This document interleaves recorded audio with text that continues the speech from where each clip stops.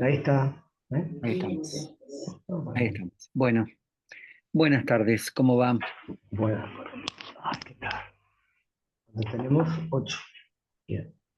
Pero éramos más el otro día, ¿no? El primer jueves. Sí, sí, sí, sí. Bueno, ok. Igual lo grabaremos y lo subiremos. Bueno, vamos a hacer dos encuentros. Este primero que va a ser la parte teórica y después Alejandro les va a enviar uno para conectarse 19:45 con la parte práctica, digamos, y con el texto 2 de Petit. Nosotros habíamos visto en nuestro primer encuentro, habíamos analizado el concepto de organización, lo habíamos vinculado con el misión.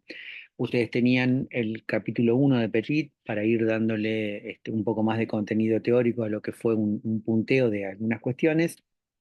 Y nos había quedado ver un punto del texto en el cual el autor distingue, diferencia dos conceptos, el de organización vivida y el de organización percibida. Básicamente lo que el autor está planteando ahí es que las normas, los procedimientos, la estructura, el horario, la forma de trabajar en cada organización, uno lo vive, digamos, y eso es más o menos regular, más o menos uniforme para todos, digamos, ¿no? Es decir, entrar a las 8 de la mañana, hacer las tareas de una determinada manera es más o menos uniforme para todos. Lo que el autor, digamos, destaca es tratar de pensar a la organización percibida, es decir, a la organización en cuanto impacta en cada uno de nosotros como personas distintas. Es decir, a todos nos pasará que en alguna situación laboral con un compañero decimos, pero ¿por qué te pusiste así? ¿Por qué? Si ya ves que siempre nos dicen que hay que hacerlo urgente y después no pasa nada y después hay otro tiempo. Es decir, todas las cuestiones formales de la organización, las personas las vivimos de distinta manera. ¿Por qué? Por un montón de factores, digamos, coyunturales, podemos estar en un mal día, en una mala etapa, y un poco más estructurales, la personalidad, los conflictos, la forma de adaptación, digamos, una de las cosas que nosotros vamos a ver más adelante va a tener que ver con eso, con la forma de cómo frente a una misma situación, ya sea incentivo o problema, es decir, frente a un mismo elemento externo, las personas en la organización lo entendemos, lo percibimos distinto. A eso apunta el autor. Y eso es interesante porque muchas veces creemos que una misma solución se puede aplicar a un conjunto distinto de personas. Y no siempre es así. ¿eh? Lo que, digamos, anticipándonos un poco a lo que vamos a ver en un par de clases, lo que la respuesta que se le puede dar a una situación de grupo en un grupo no es la misma que se le puede dar a otro tipo de grupos, a otro tipo de relaciones, ¿sí? Esa es un poco la idea del texto. Ese concepto de organización percibida es un concepto que ya tiene varios años. Ha tenido distintas denominaciones. En algún momento se habló mucho de la inteligencia emocional en las organizaciones. A ver, tenemos un mensaje. Ah, ok, disculpen la demora. Está bien, no se preocupen por eso. Si quieren hablar, digamos, o decir algo, interrumpan directamente o levanten la mano. No hay, no hay problema. Sí, entonces ese concepto de organización percibida es un concepto interesante porque es la llave para entender que no siempre todas las cosas en la organización se sienten, se viven de la misma manera. Que hay situaciones en las cuales las personas vemos lo que para uno es una amenaza, para otro es la posibilidad de lucirse, etcétera. Bien, ¿alguna duda o pregunta del texto? ¿No? Hoy vamos a empezar a hablar de las teorías organizacionales, es decir, de aquellos conjuntos teóricos que más o menos trataron de explicar el funcionamiento de la organización desde una perspectiva global, ¿sí? A la organización como un todo. Las teorías de las organizaciones, si uno tuviese que elaborar una flecha del tiempo, arrancan o empiezan hacia el año 1880 y la primera de las teorías que van surgir, que van a aparecer, insisto, como un conjunto teórico que trata de abastecer toda la explicación del funcionamiento de las organizaciones, va a ser lo que se llama, como normalmente sucede con lo primero que aparece, la teoría clásica de las organizaciones. Teoría clásica de las organizaciones. También a esta escuela, la teoría clásica de las organizaciones, se la suele conocer con el nombre de administración científica de las organizaciones. Es lo mismo. Teoría clásica de las organizaciones, teoría clásica de la administración, análisis de la organización científica son, digamos, se refieren a la misma cosa, al mismo proceso de análisis, a la misma estructura de escuela analítica. La teoría clásica va a tratar de explicar el funcionamiento de las organizaciones en un contexto en el cual las economías centrales se expandían notablemente, es decir, lo que hoy llamaríamos el sistema económico encontraba una fuerza de crecimiento producto de los centros urbanos que se ampliaban y al mismo tiempo de ciertos avances tecnológicos que hacían mucho más rápido, o mejor dicho, que facilitaban la producción en gran escala de un montón de bienes y también servicios, fundamentalmente bienes, en la economía. La escuela clásica tiene tres autores que integran ese corpus principal que va a construir la teoría. Uno de esos autores es Max Weber, ¿sí? Ustedes lo conocen, Max Weber.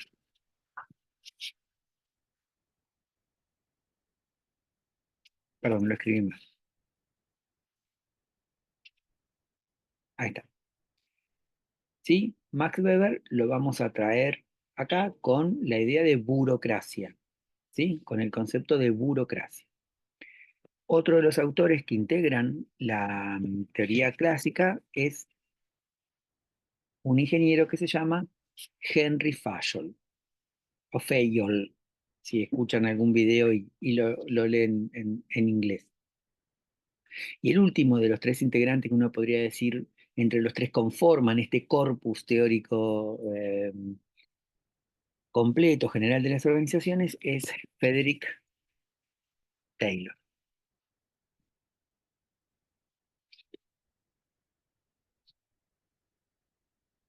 Empezamos con Weber, que por ahí es el que les resulta más familiar. Weber desarrolla el concepto de que la mejor manera de estructurar una organización es a partir del enfoque burocrático de la misma. ¿En qué consistía esa idea de burocracia para Weber? Bueno, para Weber la burocracia era una forma ideal de organizar el trabajo y la dinámica de una organización a partir de un conjunto de reglas, de procedimientos, de normas que estaban escritas, que eran claras y que definían las tareas y con ello las responsabilidades de todos los funcionarios burócratas que integraban la organización. Acá hay que hacer una salvedad. El concepto de burocracia weberiano no es el concepto que nosotros tenemos hoy de burocracia, en lo cual lo burocrático es el despelote, el que no sabes por qué te piden las cosas, el que digamos, no se entiende el trámite, ¿sí? El concepto de burocracia de Weber era un sistema de legitimación, un sistema de legitimación. Yo obedezco a una norma que establece un procedimiento, ¿sí? Obedezco una norma que establece un procedimiento. A mí me puede caer más simpático o menos simpático mi jefe. Me puede gustar más o menos un compañero de trabajo. Yo no le hago caso a ellos como persona. Le hago caso a esa norma. Hoy el director es Alejandro, mañana puede ser otra persona. Bueno, yo le hago caso a esa norma no porque me la diga Alejandro, porque me la dice el director, ¿sí? ¿Se entiende la función? Yo cumplo la instrucción porque legitimo el lugar desde donde la instrucción viene, pero no el lugar de la persona, sino el lugar jerárquico donde está la persona, ¿sí? Esto es importante, ¿por qué? Porque Weber llama a esta legitimación, la legitimación racional burocrática, ¿sí? La opone, no es un tema central para nosotros, la opone a otras formas de legitimación, de obtener obediencia, es decir, la legitimación es la posibilidad de obtener obediencia, y él dice, históricamente antes había otras dos formas, la legitimidad carismática, en la cual uno sigue a un líder, y la legitimidad que podríamos llamar derivada de la costumbre o histórica. Yo trabajo la tierra porque así la trabajaba mi papá y así la trabajaba mi abuelo. Es decir, la fuente de conocimiento, mejor dicho, la fuente de obediencia está en el respeto por el conocimiento, en ese caso. En la legitimación carismática está en eso, en el carisma, digamos, en el criterio de esa persona para acercarse, para lo que hoy llamaríamos empatía. ¿Eh? Para Weber, la racionalidad burocrática es la más, ¿cómo decirlo? La más desarrollada, ¿sí? Es la que está clara para todos. ¿Por qué? Porque las normas tienen que estar escritas y tienen que ser conocidas por las personas. ¿Sí? Ese principio de comunicación escrita, de comunicación jerárquica, va a ser la característica comunicacional de la escuela clásica. Hasta ahí vamos. Algo que dije muy rápido, ¿no? ¿Estamos? Otro de los autores que mencionamos que componen o que tratan de explicar este tema de la teoría clásica es Henry Fayol. Fayol va a ser el que desarrolle lo que hoy podríamos llamar los principios generales del gerenciamiento, del management. Él lo que va a decir es, toda organización tiene que estructurarse, que agruparse en áreas que compartan tareas y objetivos. De ahí viene la idea de que en todas las organizaciones, o en la gran mayoría de las organizaciones, dentro del organigrama nosotros vamos a tener una gerencia técnica, una gerencia de producción, una gerencia de administración, una gerencia de recursos humanos. ¿De dónde sale eso? Bueno, de Fayol. Es decir, la agrupación de las funciones similares en una organización tienen que depender jerárquicamente de una misma línea, ¿eh? Tienen que estar ubicadas en la misma línea. Eso que hoy a la mañana en la comisión decíamos, bueno, si en el grupo del aula decidiésemos poner la venta de empanadas en la entrada de la facultad, es muy probable que usemos esto. Bueno, este grupo se va a dedicar, no sé, a comprar los insumos, este grupo se va a dedicar a cocinar, este grupo se va a dedicar a conectar la luz, lo que sea, digamos. Esa idea, digamos, nosotros se la debemos a Fayol, a los estudios de Fayol de organizar las funciones similares dentro de una misma estructura jerárquica. Por eso decimos que Fayol se relaciona con el gerenciamiento, con la idea de lo que hoy ya llamaríamos management. Y Taylor va a ser el autor, es ingeniero, va a ser el autor que va a analizar lo que podríamos llamar el lugar de producción de la manufactura, el taller. Va a analizar el trabajo más físico, más del puesto de trabajo. Y lo que va a decir Taylor es que el trabajo del hombre en la organización tiene que dividirse en las porciones más pequeñas posibles. ¿Para qué? Para que la persona no gaste energía teniendo que trasladarse, teniendo que mover la pieza, teniendo que acudir de un lugar a otro. Porque en la medida en que el gasto de energía sea menor, se le puede exigir que trabaje más, ¿no? Esta idea que nos parece, digamos, dura, fea, ustedes hoy están en su casa, en sus cuartos, en sus escritorios. Es muy probable que ustedes apenas moviendo la silla puedan acceder al celular, puedan acceder al mate, puedan acceder a algún libro, puedan acceder a, no sé, a prender la luz. Bueno, eso que nosotros lo vemos desde el punto de vista, digamos, de la comodidad, Taylor lo vio desde el punto de vista del ahorro de la energía. cuanto menos movimientos hagamos, más tiempo, más energía podemos dedicarle al trabajo. Y con lo cual vamos a obtener más productividad, más producción. Después entraremos en debatir diferencias entre producción y productividad. Entonces, estas ideas de la escuela clásica se pueden agrupar en una serie de principios que van a caracterizar o que, digamos, va a postular la escuela clásica de las organizaciones. ¿Sí? ¿Cuáles serían esos principios? Bueno, los fundamentales serían los siguientes.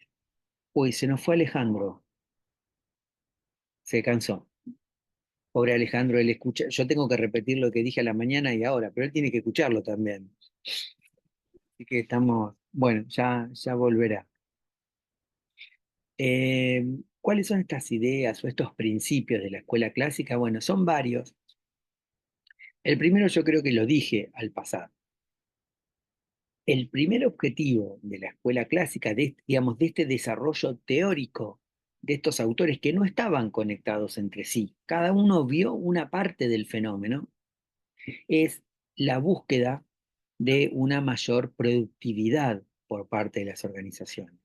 Es decir, la teoría clásica nace para ordenar la vida organizacional en procura de una mayor productividad.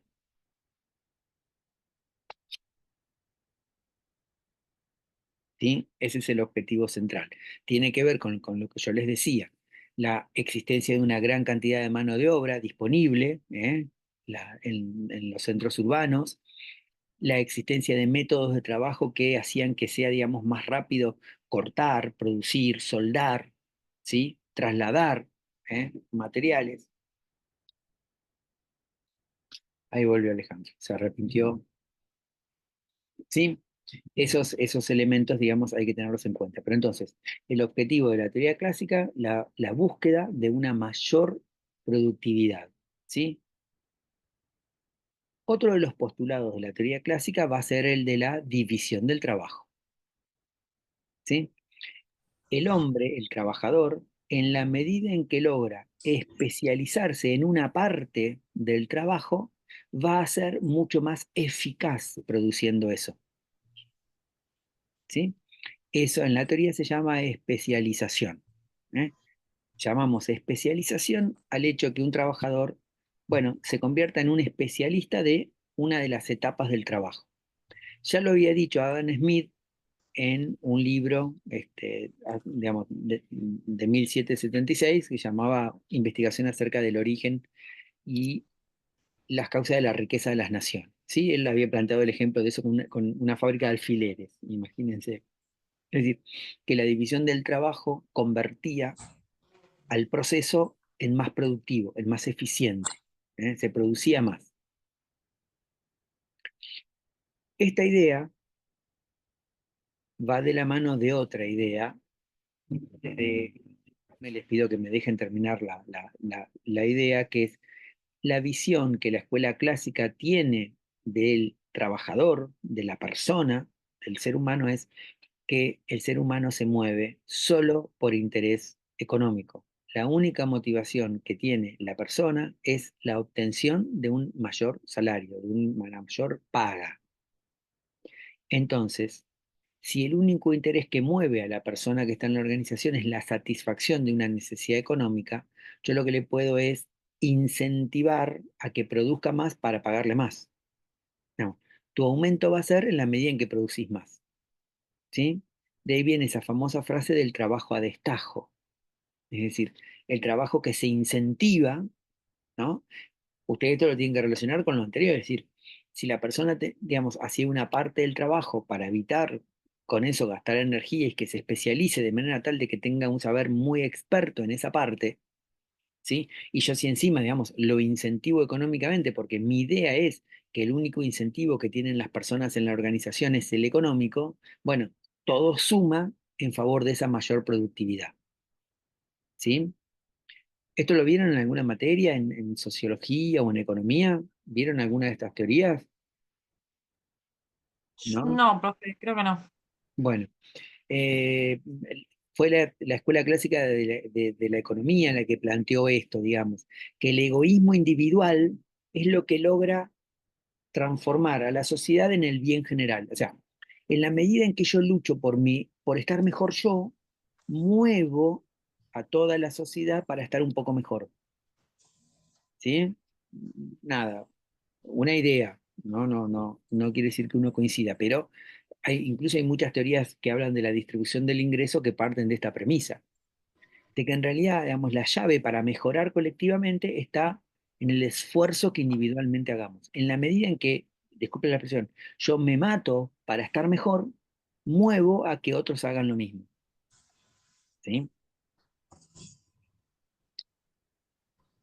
Bien, otro de los postulados o ideas de la escuela clásica es que la comunicación en las organizaciones debe ser jerárquica, debe respetar esa vía que ustedes vieron en Mintzberg con Alejandro, de que la comunicación arranca en el ápice estratégico, digamos, en la punta de la organización, en el que más manda, en el que concentra todo ¿cómo se llama? El organigrama, el que concentra todo el organigrama, y de ese empieza a bajar el mensaje. ¿Sí? Es un mensaje vinculado directamente a lo productivo, es un mensaje, digamos, que contiene básicamente procedimientos, órdenes, pautas de trabajo, y es un mensaje que no espera respuesta. Acción. O sea, el mensaje es trabajá, hacé, producí. Es decir, la respuesta al mensaje es una acción social destinada a la producción. No hay, ¿cómo decirlo? Digamos, no se gesta un proceso de comunicación, se recibe una instrucción, ¿sí? Y por eso la comunicación es escrita, ¿sí? Porque tiene que ser clara, tiene que ser precisa. Y todos tenemos que tener la posibilidad de que esa comunicación sea conocida por todos. Hoy a la mañana, como producto de estas ideas de la escuela clásica, surgió, alguien mencionó, nosotros dijimos el tema de que estas ideas que nos parecen muy rebuscadas, muy viejas, muy malas, en realidad cualquiera de ustedes que haya trabajado en McDonald's o en Burger King o en cualquiera de esas cosas, va a ver que, no sé, la persona que te cobra tiene al alcance de la mano servirte la gaseosa, agarrar las papas fritas, es decir, eso tiene que ver con eso, con hacer eficiente el trabajo a partir, de, entre otras cosas, de la menor cantidad de movimientos posibles. Y ahí mencionaron una película que cuenta cómo se gestó la idea de McDonald's, que creo se llama El Fundador o algo así. Yo la voy a buscar, no la había visto. ¿Sí? Estas ideas de la escuela clásica tienen, si quieren, su mayor expresión en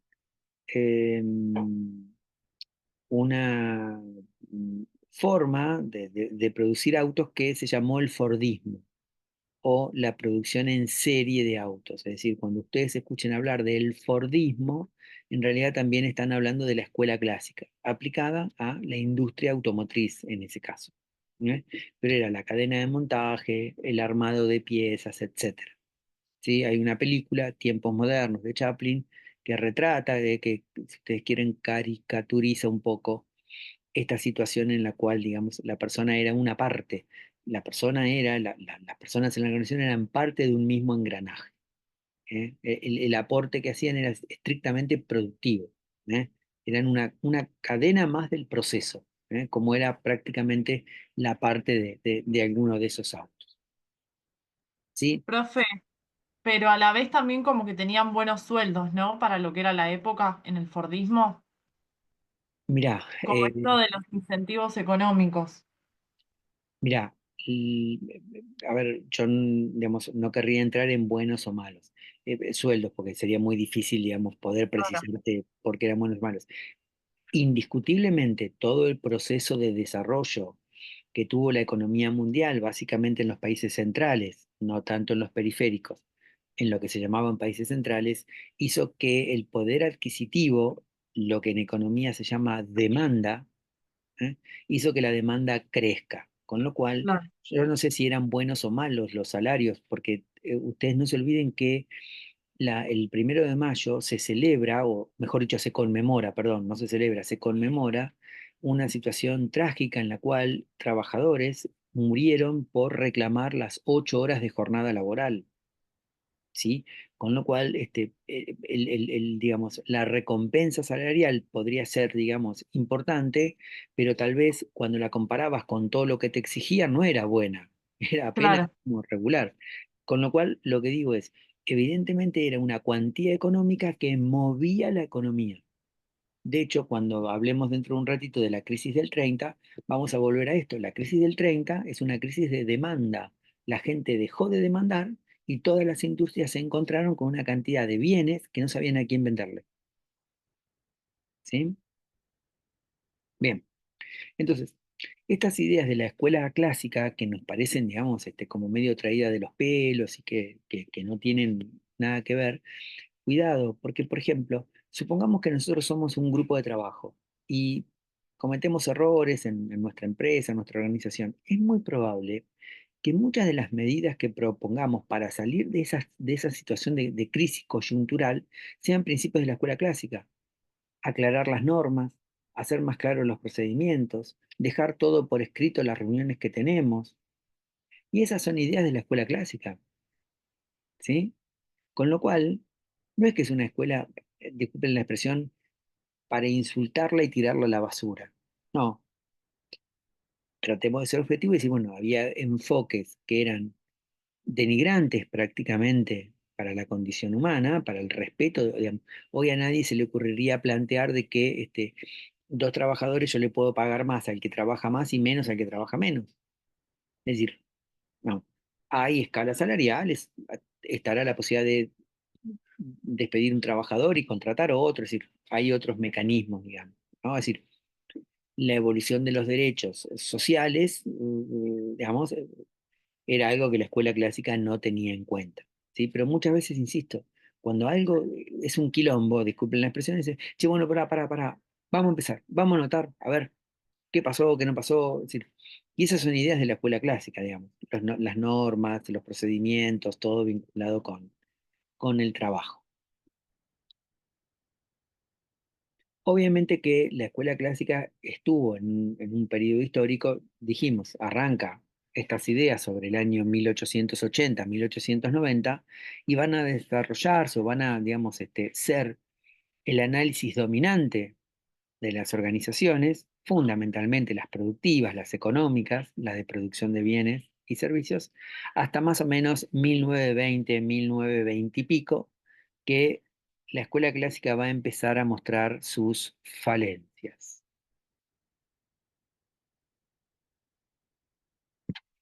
Si bien había empezado a mostrar sus falencias, va a ser la crisis de 1929, la crisis de Wall Street, la que va, digamos, significar como el colapso de estas ideas dominantes, ¿sí?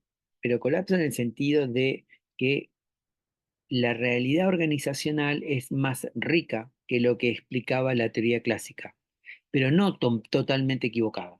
Es decir, no es que la teoría clásica estaba totalmente equivocada, sino que no veía un montón de cosas que van a ir apareciendo en el desenvolvimiento mismo de las organizaciones. Con lo cual, con lo cual, la teoría clásica se demuestra ineficaz para explicar ciertas situaciones en el desarrollo organizacional. ¿Y cuál va a ser la situación que no puede explicar? La crisis. La crisis. La crisis, desde el punto de vista de la teoría clásica, era algún desajuste menor de alguna parte del sistema. Había que hacer una norma más clara, había que pagar más sueldo, había que dividir más el trabajo, había que, no sé, aumentar la luz, mejorar las condiciones ambientales, había que darle un mejor taller, y con eso la crisis tenía que desaparecer, porque la crisis no formaba parte del manual teórico de la escuela clásica. La crisis no tenía razón de ser. La crisis aparecía porque algo se había hecho mal, no porque la norma no servía para explicar o para arreglarlo, sino porque se había hecho mal. Con lo cual, frente a la crisis del 30, en el cual las empresas cierran, la gente se queda sin trabajo y deja de demandar eso que decía Aldana hoy de los buenos salarios, digamos, aparece una gran crisis. Como toda situación social, 1930 fue la punta del iceberg, fue, digamos, la detonación que hizo ver, pero el problema ya venía de antes y las organizaciones lo estaban viendo. Durante la década del 20 en Estados Unidos,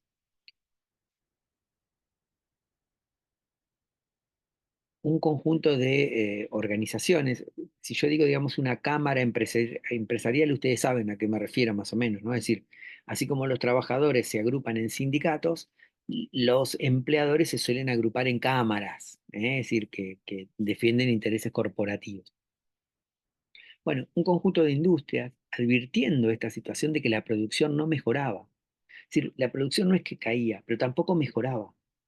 Y el sistema estaba armado para que la producción vaya mejorando, porque la ganancia aumentaba en la medida que la producción mejoraba, no si se mantenía igual, como no servía que se mantenga igual. Entonces, desde esa perspectiva, en la década del 20, un conjunto de empresas en Estados Unidos contratan a un investigador que se llamó Elton Mayo.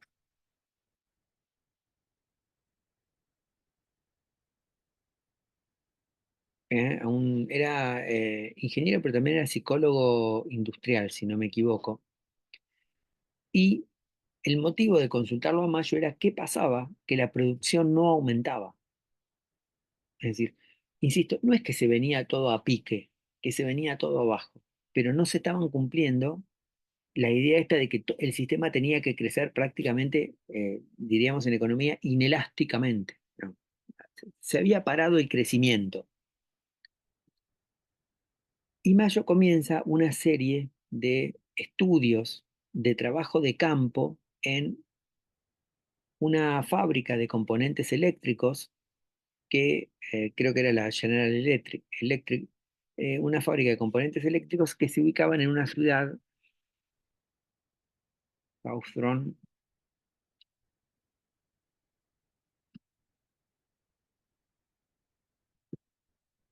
creo que se escribe así, en una ciudad de Estados Unidos se llamaba Hawthorne.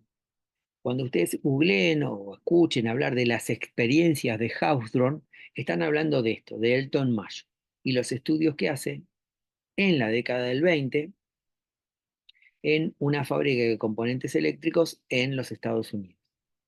A Mayo lo que le piden es que averigüe qué está pasando, que la producción no puede seguir incrementándose como se venía incrementando. Es decir, algo estaba pasando que hacía que los incentivos de la escuela clásica no tuviesen su efecto. Es decir, la gente no produciese más. ¿Hasta acá vamos? ¿Sí? Mayo, digamos, al plantel de la fábrica, Mayo lo que inicialmente hace es divide tres grupos para estudiar, o sea, saca de distintos talleres tres grupos de trabajadores. A uno de esos grupos, a uno de esos grupos les mejora las condiciones ambientales. Le mejora la luz, le mejora la mesa donde trabajaban, le mejora la silla, ¿sí? Le mejora las condiciones ambientales. No le paga más, no le achica la jornada, no le cambia la forma de trabajar, sino que lo que le mejora, podríamos decir, aspectos, digamos, indirectos del trabajo. A otro grupo se los disminuye, es decir, le empeora las condiciones. Le da menos luz, menos tiempo de descanso, le empeora las condiciones. Y a otro tercer grupo se lo mantiene igual. O sea, lo saca del grupo grande, lo pone en un taller más chico, pero es exactamente igual como trabajan en este grupo chico que como trabajaban en el grupo grande. Yo lo voy a tratar de hacer ahora gráficamente y se los voy a mostrar. Entonces, a un grupo le mejora las condiciones, a otro grupo se las empeora y a otro grupo se las mantiene igual. A ver si lo puedo mostrar y se ve, disculpen la... ¿Sí? A un grupo le mejora las condiciones, a otro se las disminuye y a otro los mantiene igual. ¿Qué va a pasar, les parece a ustedes, con la producción de estos tres grupos. El objetivo seguía siendo, el objetivo seguía siendo, porque a Mayo le pagaban los dueños de las empresas, mejorar la productividad. ¿Sí? O sea, Mayo crea, revoluciona, digamos, la escuela clásica, va a decir un montón de cosas muy distintas a la escuela clásica, pero tengamos en cuenta que acude a salvar a las organizaciones. Con lo cual no podría decir, no, muchachos, todo lo que están haciendo está mal, ¿no? ¿Qué pasa con esos tres grupos que mostramos recién? Al que le mejora, el que le empeora y el que le mantiene igual. Desde el punto de vista de la escuela clásica, ¿qué hubiera pasado con esos grupos?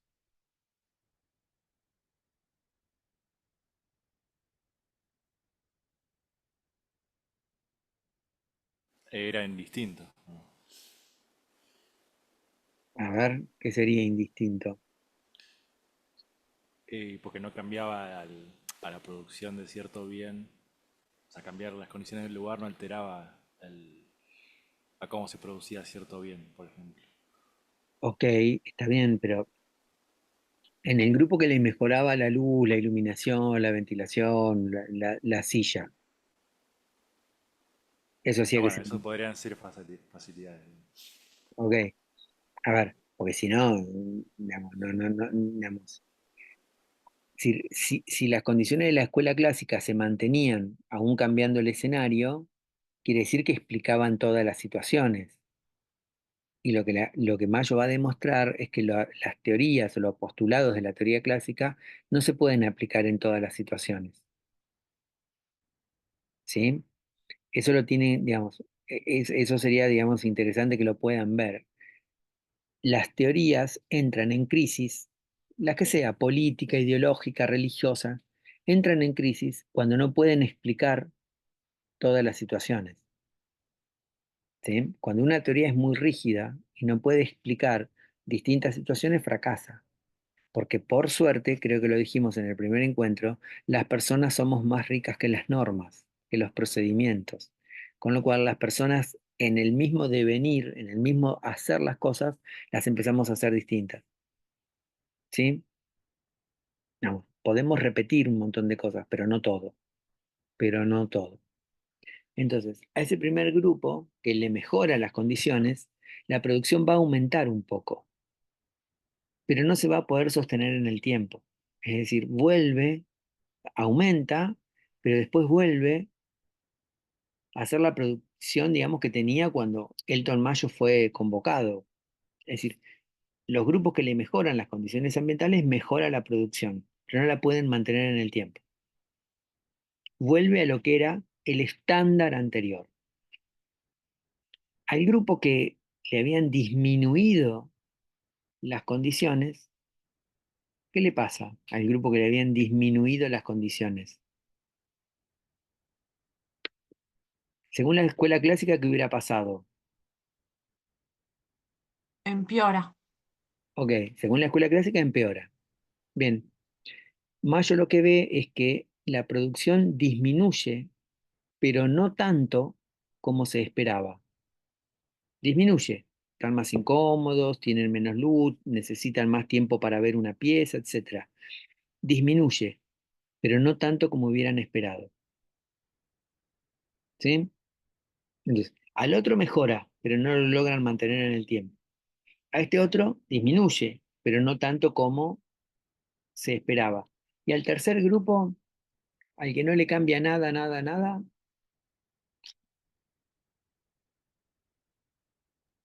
Y tendría un leve crecimiento, no sé. porque vos decís que tendría un leve crecimiento. Y porque era lo que tendía en ese momento, ¿no? Como a aumentar la producción levemente. Tendría que seguir tendiendo igual. Está bien, pero desde el punto de vista de la escuela clásica, si no le cambiabas nada, ¿por qué iba a aumentar la producción?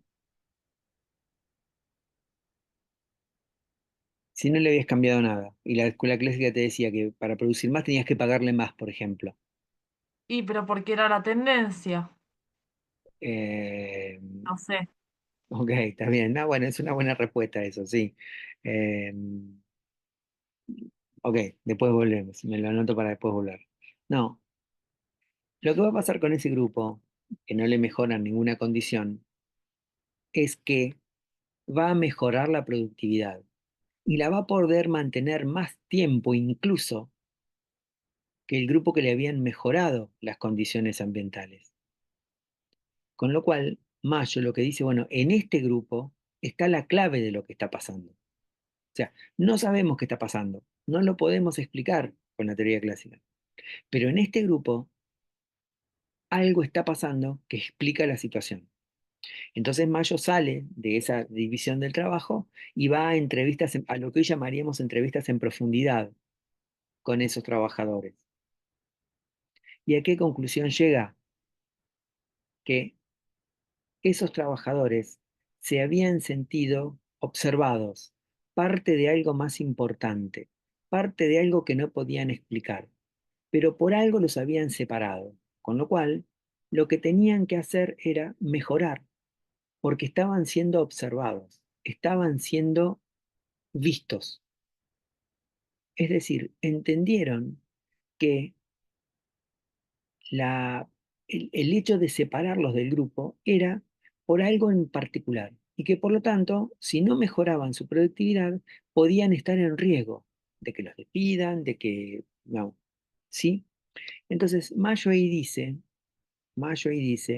que evidentemente las personas en una organización cumplen una norma, cumplen un procedimiento, siguen una instrucción, pero desarrollan ciertos vínculos que los hacen reaccionar frente a esas normas o a esos procedimientos distintos que otros grupos.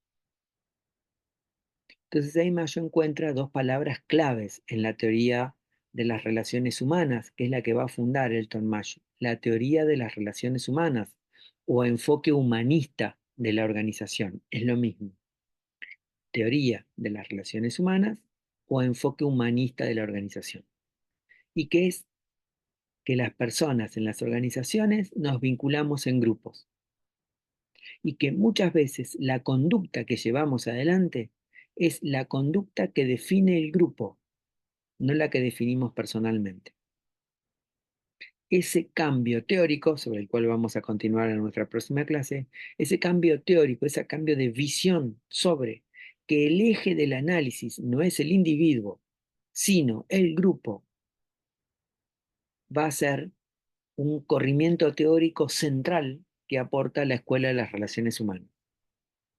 Es decir, el grupo construye un estándar que se va a vincular con normas no escritas, pero normas consensuadas. Desde esa perspectiva,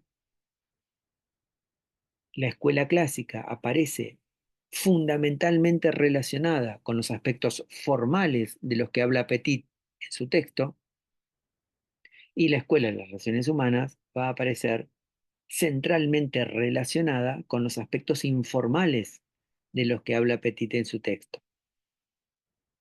¿Sí? Pero lo central del análisis que va a introducir Elton Mayo es esto. Las personas en las organizaciones, más que ser analizadas individualmente, deberían ser analizadas grupalmente.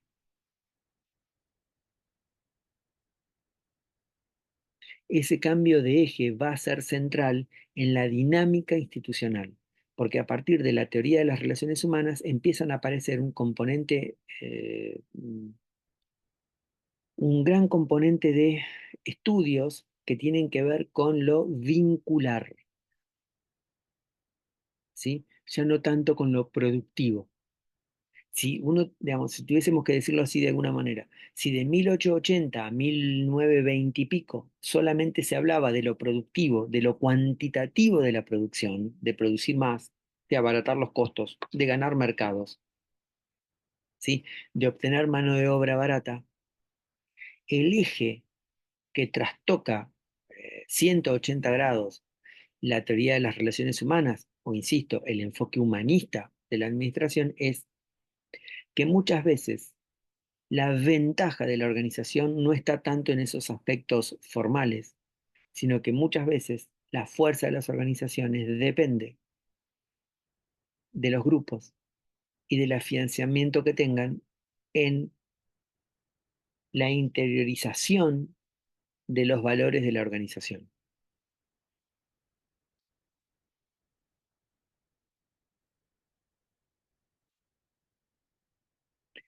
¿Sí? ¿Alguna duda de esto? ¿Se entendió? ¿Dije algo muy rápido? ¿Ale?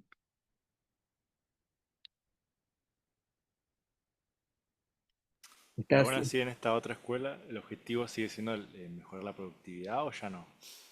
Sí, el objetivo va a seguir siendo mejorar la productividad, porque estamos hablando de economías capitalistas, de economías en las cuales, digamos, eh, la inversión que está detrás de una organización económica, bueno, es inversión en la medida en que en un determinado plazo haya un recupero de la inversión y eventualmente un margen, una ganancia, una diferencia. Sí, lo que pasa es que la búsqueda de la productividad no va a pasar por forzar esas variables duras, como planteaba la escuela clásica, sino que va a ser completamente distinto el acercamiento, digamos, la participación de la teoría organizacional en ciertos fenómenos de la vida organizacional.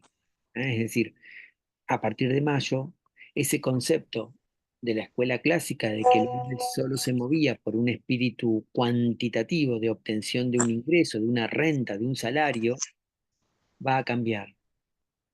Pero va a cambiar no en el sentido de que lo otro no importaba. O sea, no es que la escuela clásica dice lo económico no importa, lo escrito no importa, lo formal no importa. No, no, no.